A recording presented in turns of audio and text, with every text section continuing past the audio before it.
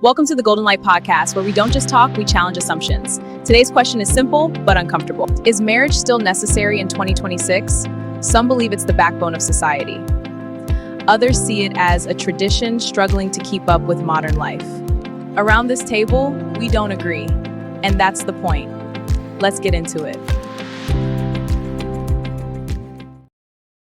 Marriage is not just romance. It's a social stabilizer that absorbs risk. When relationships fail, society pays the price. Marriage spreads that cost responsibly. We didn't invent marriage for happiness, we created it for order and continuity. Remove marriage, and instability doesn't disappear. It multiplies quietly. Stability means nothing without consent. Forced permanence creates quiet suffering. Marriage often rewards endurance over well-being. That's not stability. People stay because leaving is punished, not because love survives. If marriage were essential, it wouldn't need pressure to survive. We confuse emotional comfort with structural necessity. Marriage is about structure. Optional systems collapse under stress. Commitment needs friction. Without marriage, exits become easier. The least invested leave first. Marriage doesn't trap people, it slows reckless decisions. Slowing exit isn't nurturing love, it's enforcing patience through fear. Staying should be a choice, not a consequence. Marriage makes leaving expensive, not staying meaningful. Commitment survives without contracts. Love doesn't need legal chains. No system creates virtue, institutions only support it. Removing marriage redistributes suffering. Children pay the cost most. Judge institutions by outcomes. Marriage performs better statistically. Perfection isn't the question. Replacement is. Statistics don't measure lived pain. People aren't data points. Autonomy matters too. Unhappy parents raise wounded children. Commitment can exist without permanence. Marriage resists evolution. Tradition isn't proof of necessity. People outgrow systems. Nostalgia doesn't sustain marriage. Function does. Optional systems weaken expectations. Responsibility diffuses. Without structure, commitment collapses. Marriage balances human weakness. We underestimate relational fragility. Marriage mitigates chaos. Preventing exit isn't nurturing love. Staying isn't the highest virtue. Marriage rewards endurance, not growth. Fear keeps people in place.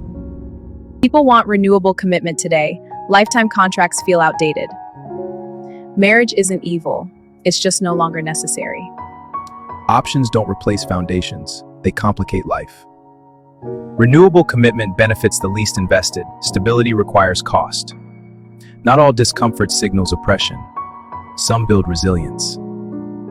Dismantle without replacement at your own risk. History shows consequences.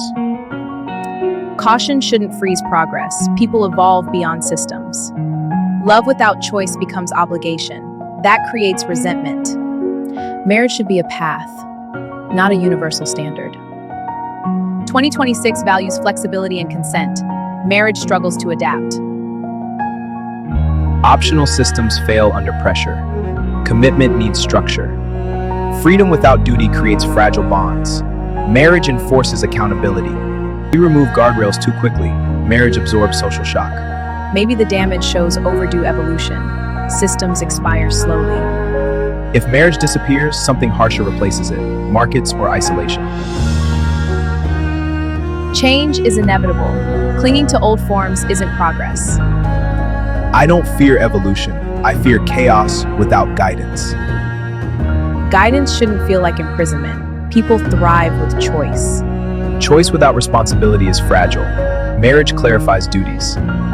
Duties imposed externally rarely create love. Internal commitment matters more. Institutions don't create virtue. They only support it. Support shouldn't feel like constraint. Marriage struggles with balance. Optional commitment fails under stress. Marriage cushions impact.